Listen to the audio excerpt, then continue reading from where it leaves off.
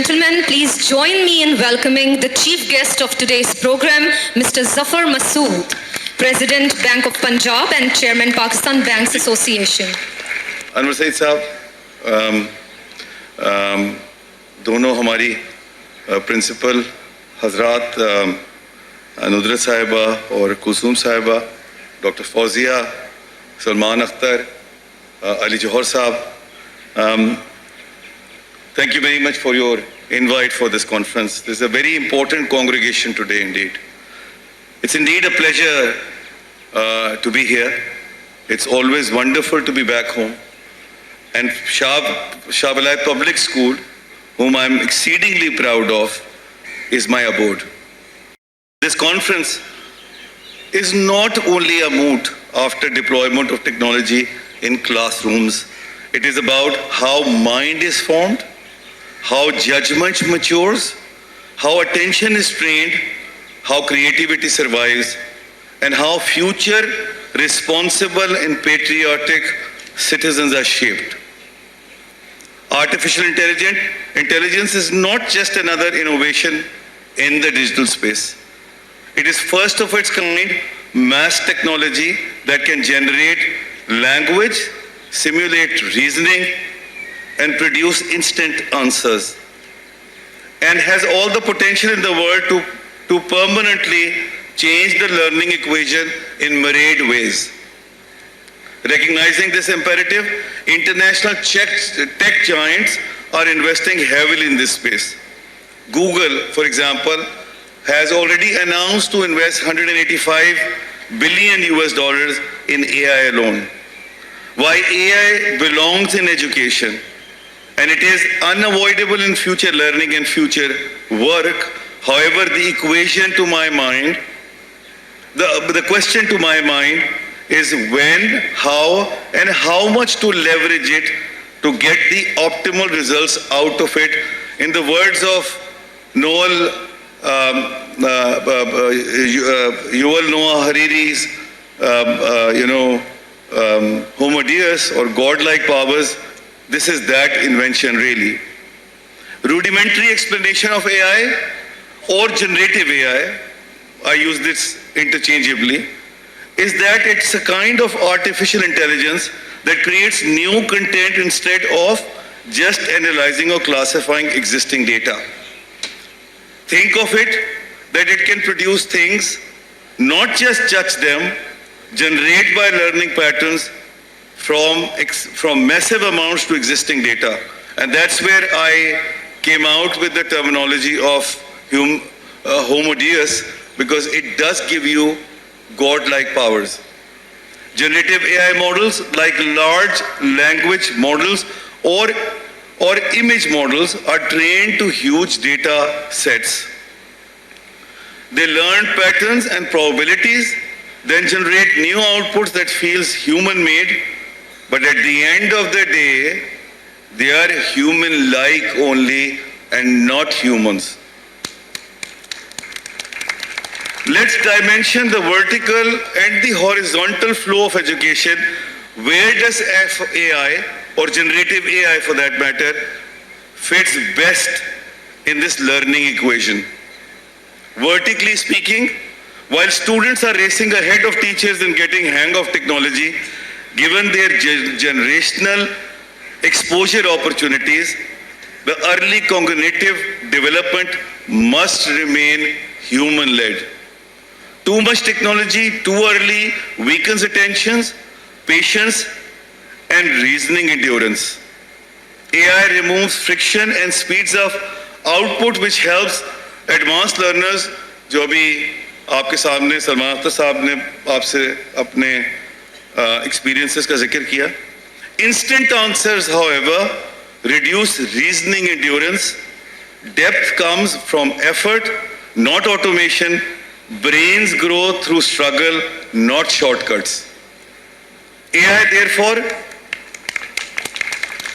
therefore should be a thinking partner, not a thinking substitute for the students. The requirement for instructors, however, is totally in contrast of that. AI, if used responsibly and smartly, strengthens problem solving. On the other hand, if used flippantly, it becomes a bypass around thinking. The research trends show that high early screen exposure is linked with shorter attention spans, shallow reading patterns, and weaker long-form comprehension. Putting devices into classroom is easy, but building cognitive depth is slow work. Therefore, the use of AI shall incrementally improve in the teaching ladder for students and must ideally be tailor-made to individual kids' requirements. ये इसका जिक्र अभी किसी ने किया भी था. To make it आपने किया था. To make it more effective and impactful. We need to be mindful that access to education and data without an accountability, जो डॉक्टर फौजिया भी जिक्र कर रही थी, authenticity of information could be extremely harmful. But ladies and gentlemen, उसका solution जो है ना, वो regulatory environment में नहीं है. खुदा के वास्ते सरकार को, मैं खुद सरकार को रिप्रेजेंट कर रहा हूँ, खुदा के वास्ते सरकार को AI से दूर रखें. वो जो कहते हैं ना बच्चों की पहुंच से दूर रखें, AI को सरकार की पहुंच से बहुत दूर रखें. इनको कुछ नहीं पता कि AI क्या होता है और ये उसका बहुत बुरा असर करेंगे. आपकी ड्यूटी ये है एज सोसाइटी, जो एक रिकमेंडेशन आपके पास से आई थी सुमेरा, आपके ग्रुप के पास से आई थी, it is the social responsibility to make sure that we use AI effectively. मेरी तो पूरा थीसिस ही चार्टर ऑफ सोसाइटी के ऊपर है. We need a charter of society for AI then anything else to my mind really. Just to quote you an example here, आप लोगों को ये पता है कि यूके के अंदर कोई रिटन कॉन्स्टिट्यूशन नहीं है. आपको ये पता है कि यूएस का कॉन्स्टिट्यूशन जो है 4 सफ़ों पे मबनी है. तो किस चीज की रेगुलेशन चाहिए आपको? सरकार को प्लीज इसमें इन्वॉल्व मत करें, खुद अपने एंड पे चीजों को हैंडल कीजिए. अपना सोसाइटल वैल्यू इतना बेहतर बनाइए कि आपकी AI यूजेज जो है ना वो एथिकल रहे और यूजफुल रहे. सरकार के चक्कर में पड़ेंगे, ये सत्यानाश करेंगे आपका. प्लीज ये मैं बड़ा आपको क्लियरली बता रहा हूं. More than a decade, schools around the world digitized classrooms. The expectation was simple. More devices mean better learning, but large international assessments, including OECD system reviews, showed inconsistent gains. Reading, mathematics and science scores often did not improve despite heavy screen improvements. वो जो आप बात फरमा रहे थे सलमान साहब. Several top performing East Asian systems were cautious with classroom technology. Nordic countries that digitized early are now restoring back to printed textbooks and handwritten practice, as they tend to have better comprehension for the reader and the writer, talking from my personal exposure as an author.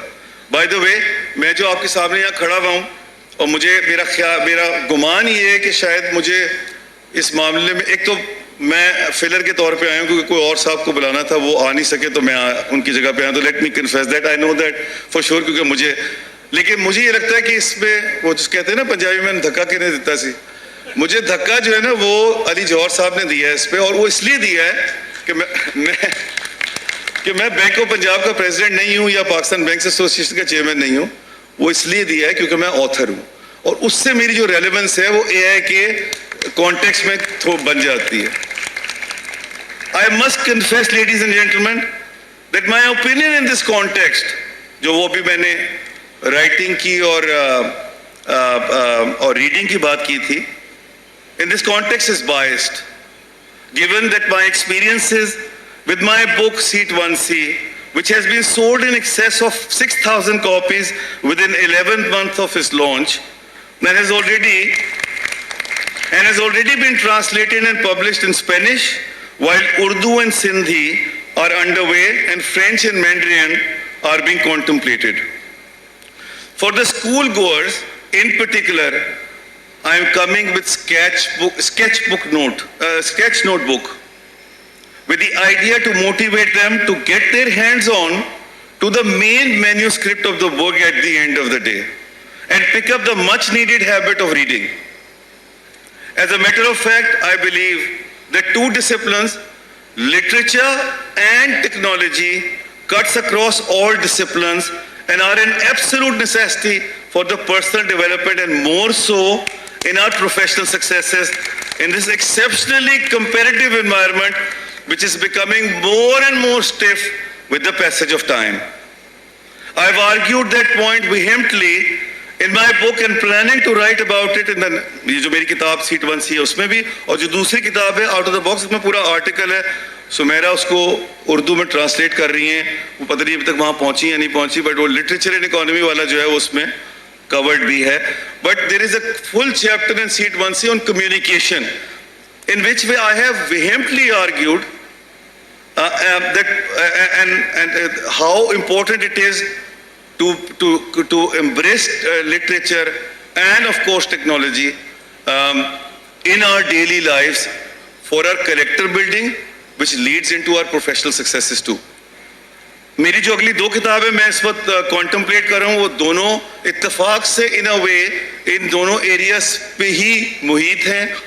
एक जो किताब है उसका नाम है financial inclusion with its social impact at the back of technology और जो दूसरी है उसका नाम है लिटरेचर एंड इकोनॉमी. अगले 3 या 4 साल में इंशाल्लाह दोनों किताबें आ जाएंगी.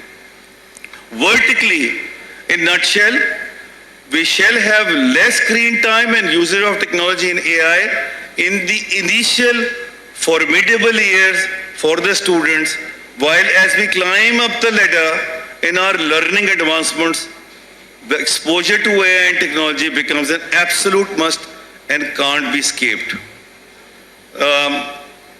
कुलसूम साहिबा ने बात की थी about future ready classrooms. Future ready classroom से ज़्यादा स्टाफ रूम की ज़रूरत है आपको. क्लासरूम तो रेडी हो ही जाएंगे, पहले टीचर्स को ट्रेन करना ज़्यादा ज़रूरी है और अभी मैं उस पर आ रहा हूँ. Horizontally on the other hand AI shall assist the instructors more than the students per se and teach the teachers modules become key in this respect and must be pursued religiously and rigorously all across. Otherwise our learning endeavors run the peril of being compromised. The strongest emerging model globally, therefore, is hybrid. On a slightly lighter note, it is not just education alone where the hybrid is being talked about. It's in our daily lives too these days. In education, hybrid essentially means it entails teacher-led concepts, project-based application, AI-assisted practices, and the real-world problem solving, whereas the judgment remains human, interpretation remains human, and meaning remains human as well. We talk about digital infrastructure, but we rarely talk about attention infrastructure. Attention is now scarce learning resource. Schools must actively train attention by introducing long reading blocks, deep work sessions, device-free intervals, and sufficient reflection time. We must appreciate that attention is not personality trait. It is a trainable cognitive asset. And a system that does not protect attention cannot produce deep thinkers. अभी बात की सलमान अख्तर साहब ने about genetically जो लोग बच्चे जो हैं वो ज़्यादा, मैं by the way personally genetics पे बिल्कुल बिलीव नहीं करता. It is the environment which creates the, और वो जेनेटिक्स की भी बात ये होती है कि जिस घर से वो आ रहे होते हैं वहाँ वो लर्निंग उनको मिलती है जो जेनेटिक्स की फॉर्म में हम दे देते हैं, बट वो जेनेटिक्स नहीं होती. It's the orientation of the house and the school that matters at the end of the day, and this is the responsibility of all of us as a society, as family members, as you as teachers. Conclusively, AI supports scale, teachers shape thinking. The real lesson is not choosing extremes. The winning model is right technology at the right developmental stage in foundation years, prioritize reading, handwriting, storytelling, imagination, and minimal AI exposure. In middle years, supervised digital research and guided AI tools with focus on teaching, verification, and questioning. In senior years, structured AI fluency is critical, encompassing prompt design, error detection, bias awareness, AI-assisted research, and resultantly, AI will become a collaborator under human direction. Coming to the educational environment in our beloved Pakistan, giving the complex educational landscape with over 26 million students out of school and lack of adequate infrastructure to cater to the scattered population requires massive investment all across in physical as well as soft infrastructure. The affordability of technology in a fiscally struggling country will remain a challenge, and that's where the public-private partnership will become the name of the game, and the role of institutions like Shah Wilayat will become more pronounced going into the future. Best way out of this quagmire, to my mind, is not to educate students but to educate teachers on how they can use technology, generative AI, to bring efficiencies in the existing system. Spotting this opportunity, in a partnership with Google, Government of Pakistan via NRTC launched in November last year first Chromebook assembly line in Haripur. This facility is set to produce 500,000 Chromebooks annually by 2026, making AI-ready hardware significantly more affordable for students nationwide, and have already digitized 424 schools in Islamabad, bringing 220,000 users onto the Google for Education portal. In Punjab, smart labs with 200,000 Chromebooks and the first Google for Education Center for Excellence to serve as a blueprint for AI adoption. The real impact is anticipated to come with a strategic partnership with private school networks like Shah Wilayat. The banks remain the critical final piece, ensuring accessibility to all these tools and technology by providing the financing models that ensure every student and the teacher has an equal chance of these opportunities. I would conclude by reiterating that policy should define age-based AI exposure. Schools should protect device-free learning time. Handwriting must remain. Deep reading must remain. AI literacy must be taught formally. Teachers must be trained to supervise AI use and question outputs. I also liked one of the recommendations that the parents have to take charge of regimenting the AI usage. I think it's the collective responsibility of the teachers and the parents. And the education of parents in this respect will be very critical, and I would recommend to the two principals sitting here that perhaps the next conference that you do, you need to engage the parents more and educate them what are the positives and the negatives of AI usage could be on the students. Assessment must be test thinking, not just answers. We now face a design choice where the technology should enter education after the mind is formed, not before.